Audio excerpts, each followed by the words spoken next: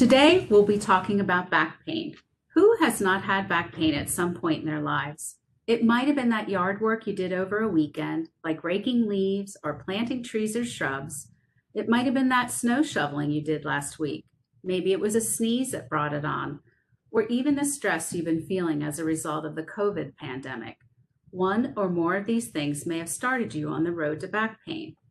There are many causes of back pain, and we'll talk about those today, along with diagnosis and treatment for back pain. Thank you for joining us.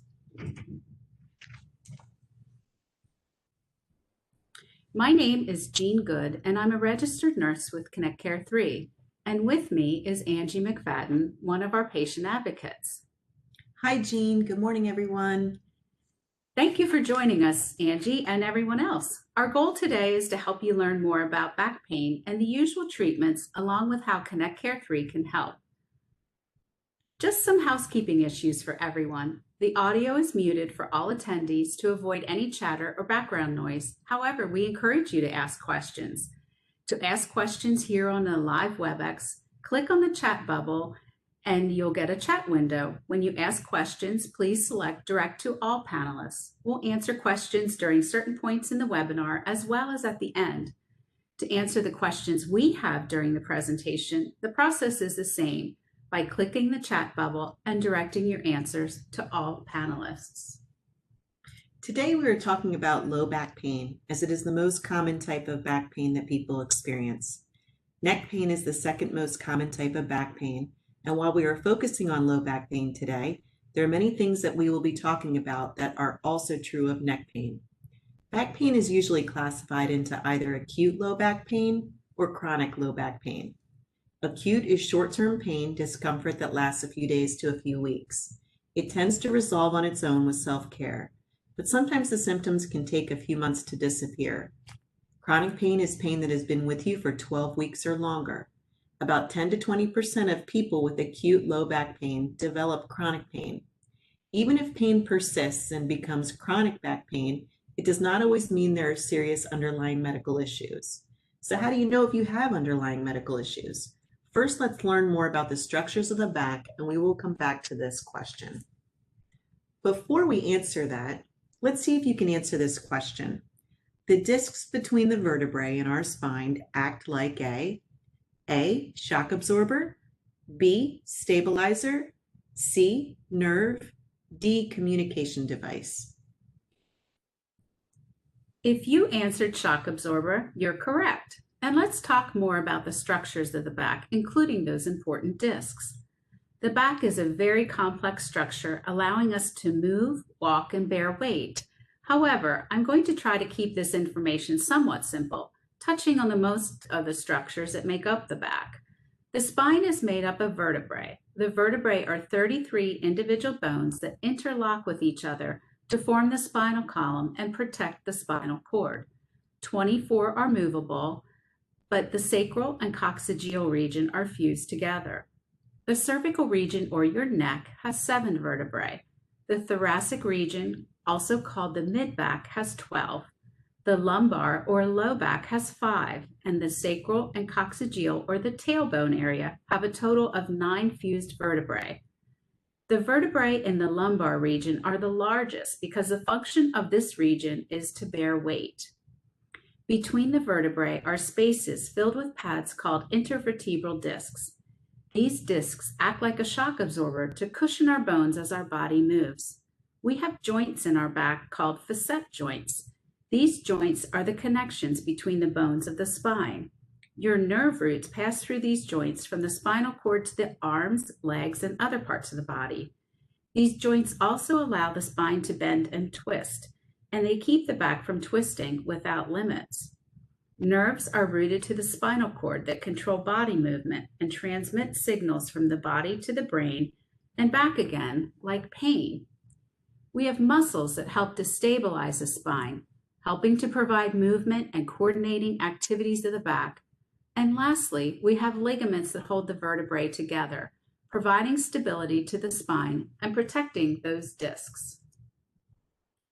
So we're going to move on to another question before we talk more about facts about back pain. Let's see if you can answer this. True or false? Back pain is one of the most common reasons people see a doctor or miss work. What does everyone think? The answer is true. Back pain is one of the most common reasons people see a doctor or miss days at work. Back pain can range in intensity from a dull ache to sudden, sharp, and/or shooting pain. People sometimes experience pain in both their back and pain that travels down their leg. Sometimes this pain is also described as burning. Back pain can develop as a result of an accident by lifting something heavy, strenuous workouts after being sedentary, or as a result of aging. 85% of people have some sort of back or neck pain at some point in their lives, with the majority being low back pain. Smoking can restrict blood flow to important structures of the back, causing those structures to degenerate more quickly, which contributes to back pain. Children can also get back pain. Overloaded backpacks can cause both muscle fatigue and back strain in children. Stress and depression can also influence the likelihood of experiencing or developing back pain. The peak prevalence for back pain is between the ages of 45 and 60. So now we're going to get into some underlying medical conditions that can contribute to or cause low back pain. And they include degenerative conditions, nerve and spinal cord conditions, injuries, congenital conditions, and non-spine sources. There are areas of overlap in some of these that cause back pain. So let's talk more about them. Degenerative conditions. These are conditions that include osteoarthritis or inflammatory diseases like rheumatoid arthritis. Osteoarthritis, also called arthritis of old age, develops in our joints and our backs as we age. Degenerative conditions also include disc degeneration, which occurs when the rubbery discs wear down as part of the aging process, meaning that they lose their cushioning ability. Discs can herniate or rupture from degeneration, which means they become compressed, and the soft inner gel leaks out or moves around, causing your nerves to become compressed. This is sort of like a jelly donut, where the jelly starts to ooze out or it bulges inside the soft donut. Nerve and spinal cord conditions. These conditions include nerve compression from injury, inflammation, or as I talked about before, the degenerative process. Sciatica is one of the most common compression conditions seen. It's typically caused by degeneration of the tissues in the back, like a herniated disc or bone spurs from spinal canal narrowing, thus putting pressure on the nerves, causing pain to travel from the back through the buttock into the lower extremities. Spinal stenosis is a condition that involves narrowing of the spinal column that puts pressure on the nerves that can cause low back pain. This is a common cause of back pain as we age. Injuries can include fractures, including fractures from osteoporosis that can occur and can be very painful. It's important to know if you have osteoporosis or osteopenia, which can lead to osteoporosis, so you can take extra precautions to prevent future fractures. Strains, which are tears in tendons or muscles from an injury, can also cause back pain. And we can also sprain our muscles and tendon, which are from injuries that cause an overstretching. Falls, car accidents, things like this can cause these types of injuries. Congenital conditions, which can include skeletal irregularities like scoliosis or curvature of the spine, spina bifida, which involves incomplete development of the spinal cord, can also cause abnormal sensations as well as paralysis. However, this is typically noticed at birth or shortly thereafter in childhood. Occasionally, some adults may find out they have something called spina bifida occulta as an adult through imaging. And this is thought to accelerate the degenerative process leading to the development of back pain. And there are non-spinal sources like pregnancy that can cause back pain, as well as kidney stones. So we have another question here for our listeners. What do you think the correct answer is for this? The following risks can contribute to low back pain: smoking, being overweight, being physically inactive, or all of the above. So if you answered D, which is all of the above, you are correct. So let's talk more about risks. We have things we can change and things we can't change. Unfortunately, we can't do anything about our age, our genetics, or possibly even our job-related activities. But there are other risk factors that we can control. And those things include our fitness level, our weight, our mental outlook, and smoking. First, let's talk about the things we cannot change. I'm talking a lot about degeneration. I'm talking about age now again. So our bodies begin to age and they begin to degenerate, and many things happen, including the fact that the intervertebral discs lose fluid and flexibility. Because of this, their ability to provide a cushion between the vertebrae lessens. We also have degeneration occurring in the bones of the spine and the vertebrae. We also lose muscle elasticity and muscle tone as we age. And like I said before, spinal stenosis also increases with age, and the loss of bone strength, including from osteoporosis, typically occurs as we age as well. Genetics. Some causes of back pain have a genetic component, such as in a condition called ankylosing spondylitis, which is an unusual form of arthritis. And scoliosis is a condition that can run in families. Job-related factors include having a job that requires heavy lifting, pushing, or pulling, especially when it involves twisting the spine, can lead to an injury. But this happens not just at work, but for those that work around the house as well, for gardening, maybe you're shoveling the snow recently, and other job-related factors like working at a desk all day long without using proper posture or having a supportive chair can contribute to the development of back pain. So let's move on to things we can control. Fitness. Back pain is more common among people who are not physically fit. Weak abdominal and back muscles may not properly support the spine. Weight gain or being obese puts stresses on the back and can lead to an increase in low back pain. Where the extra weight is located can also have an effect. Having a large protruding belly can contribute to back pain. Smoking. Smoking restricts blood flow, which in turn decreases the amount of oxygen that gets to the discs and other structures of the back, and it causes it to degenerate more quickly. In essence, when you smoke, your spine is aging to a faster degree than if you weren't a smoker. You need to know if you're a smoker. Sometimes you may not be a candidate for back surgery until you've stopped smoking, because smoking restricts our blood flow that ends up interfering with the healing process after surgery. And lastly, anxiety and depression can influence how closely one focuses on pain, along with their perception of pain. Pain that becomes chronic can also contribute to the development of anxiety and depression. Stress also affects the body in many ways, and in one of those ways is causing an increase in muscle tension.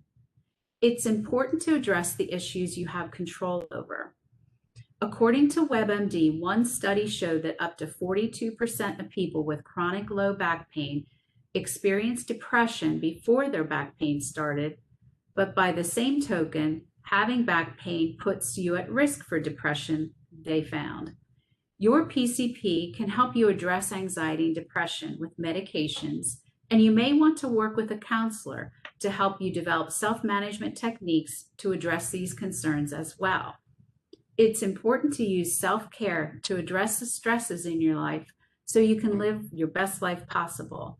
And now Angie's going to talk more about ways to prevent back pain. Thank you, Jean. Yes, now I'm going to discuss different strategies to prevent back pain before getting into more information about diagnosing and treating back pain. First, if you are a smoker, consider stopping.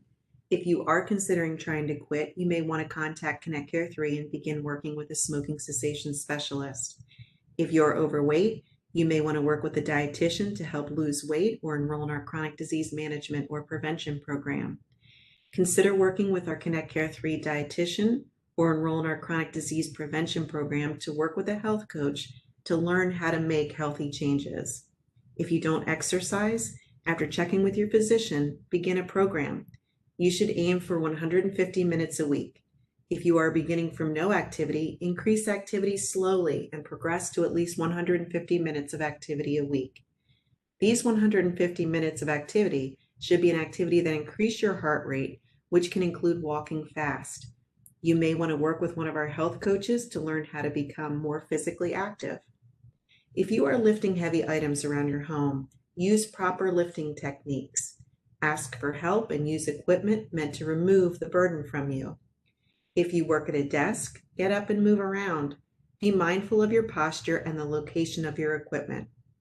According to Spine Universe, some of the worst jobs to have in regards to developing back pain are a driver, including Uber, Lyft, construction, nursing, and office jobs. Here's another question to consider. Do you think this is true or false? MRIs are typically not necessary for acute low back pain unless you have a red flag. So I'm going to wait to answer our question until our next slide.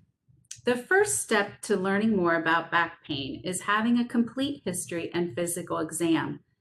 This exam may be able to identify conditions that could be the cause of your back pain.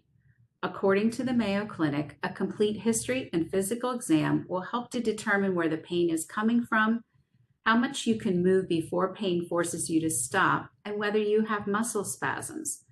They can also help rule out more serious causes of back pain, including red flags that we'll talk about later. Here are some next steps in determining the cause of your back pain. They include neurologic tests, imaging studies, and blood work. Neurologic tests can help to determine the cause of pain and appropriate treatment for you. This might include both a neurological exam during your physical exam and possibly an EMG. An EMG is a test that measures the electrical impulses produced by the nerves and the responses of your muscles. This test can confirm nerve compression caused by herniated discs or narrowing of your spinal canal. Imaging tests like an MRI are rarely needed, but might be ordered to rule out specific causes of pain, including herniated discs or problems with bones, muscles, or nerves. Even with a thorough physical exam and testing, the cause of low back pain can be difficult to determine. However, red flags that are concerning should be identified by your physician, and she or he can send you for additional testing based on findings from that exam. Are you surprised to hear an MRI might be needed? So the answer to our question was true. In fact, the guidelines for the American Academy of Family Physicians does not recommend imaging for at least 4 to 6 weeks unless a person has red flags, which we'll go over later. And lastly, blood work might be ordered if it's thought you might have back pain as a result of an inflammatory arthritis condition or an infection. The good news about acute back pain is that it usually gets better on its own.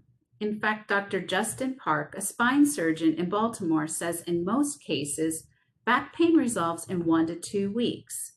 So let's talk about usual treatments for acute back pain.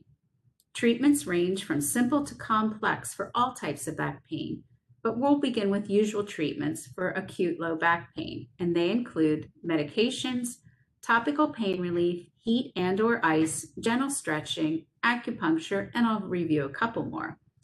So your physician may recommend analgesics such as acetaminophen or aspirin, and that's Tylenol or aspirin.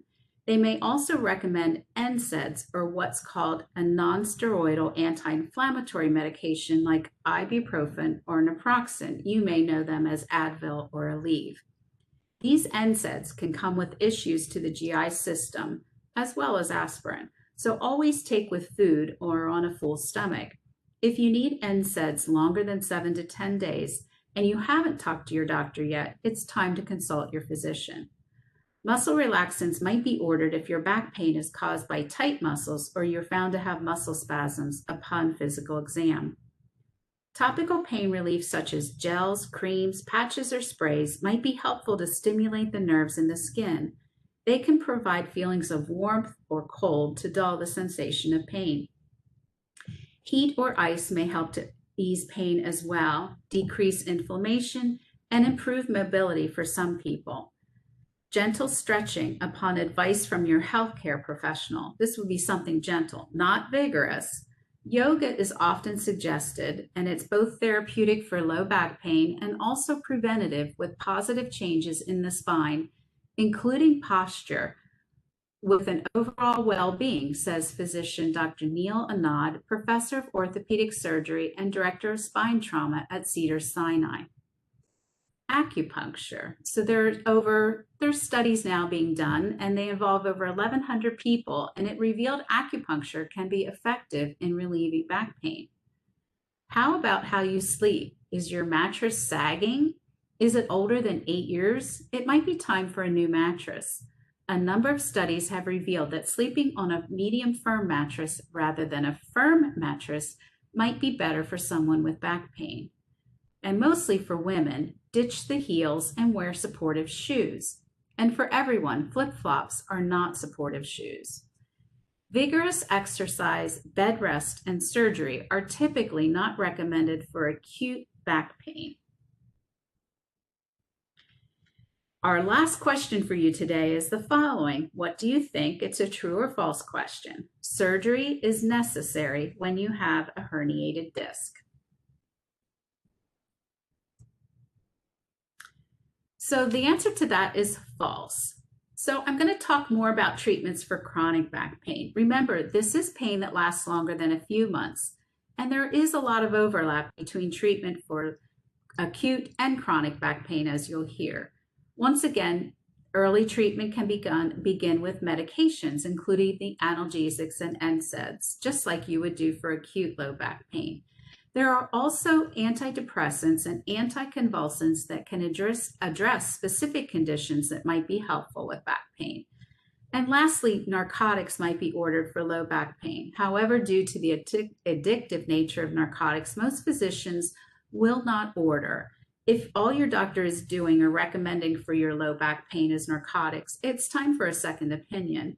All narcotics are tracked by the state and the DEA to make sure they're not being diverted, and most insurance carriers now have limitations on how many pills can be ordered at one time. Narcotics can also compound depression and can cause severe constipation. And if they are ordered, they're usually only ordered for a short time with other treatments. And interestingly, research has shown that narcotics for chronic back pain are relatively ineffective. Acupuncture has been proven to be moderately effective for both chronic low back pain and acute. However, because most insurance does not pay for acupuncture, this would be a self-pay intervention.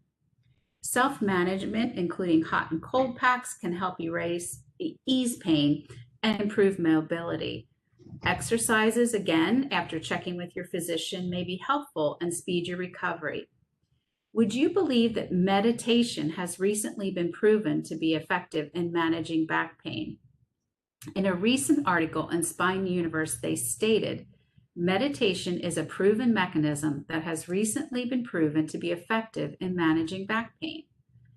Physical therapy is often ordered, and a physical therapist can teach you exercises to increase your flexibility, strengthen your back and abdominal muscles, and improve your posture. Regular use of these techniques and exercises can help alleviate pain and keep the pain from returning. Physical therapists also use other modalities, including TENS units and heat packs, to name a few, while meeting with you to help resolve back pain and strengthen the structures of the back. Spinal manipulation by a chiropractor may provide small to moderate short-term benefits, but may not be helpful if your pain is due to specific findings such as spinal stenosis. Studies have shown that spinal manipulation is typically only helpful for approximately 4 weeks, with minimal help after that time period, according to Dr. Stuart Idelson from Spine Universe. Spinal injections include trigger point injections for knotted muscles, epidural steroid injections to treat inflammation in tissues from nerve compression, and radiofrequency ablation to destroy the nerve fibers that carry pain signals. Spinal injections, particularly epidural injections, are usually helpful to 50% of the population. However, if you're one of those 50% that has relief, it might be worth having. All spinal injections are temporary treatments, and it's unknown how long your particular pain might stay away once you obtain relief. There are a certain number of injections allowable per year based on best practices. And surgery. When all other treatments fail, surgery might be considered to relieve pain caused by worsening nerve damage, serious musculoskeletal injuries, or nerve compression. Surgery is not always successful, and there are many different types of surgery available that are indicated based on specific conditions and findings. If surgery is recommended, it is always good to obtain a second opinion to confirm this treatment plan or to consider another less invasive plan. In addition to surgery to address the specific underlying cause, there are spinal cord stimulators, which are implantable electronic devices meant to interrupt or replace the pain signals. They're similar to a TENS unit used by physical therapists during therapy appointments. And finally, there are rehabilitation programs for chronic pain. These programs typically use a mix of healthcare professionals from different specialties brought together for a program to address pain and to help people learn to live with chronic pain. They're designed to help reduce pain and decrease dependence on narcotics, and they can be inpatient or outpatient. And all of these programs have a behavioral health component to address depression and other feelings often encountered by those with chronic debilitating pain. So I told you we'd talk about red flags, and here they are.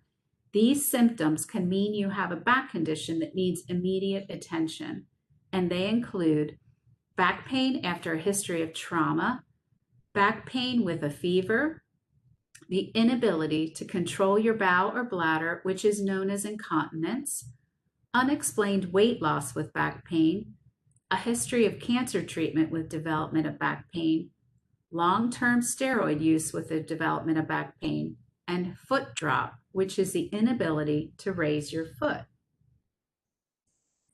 ConnectCare3 can help in several ways, including both our chronic disease management and chronic disease prevention team. If you are overweight or obese and want to make changes in your weight and activity level, call us so you can be connected with a health coach. Coaching will be individualized to your specific needs. Smoking cessation. If you are a smoker and want to stop smoking, call us to work with a certified smoking cessation health coach to help you learn individualized strategies to stop smoking. Registered dietitian.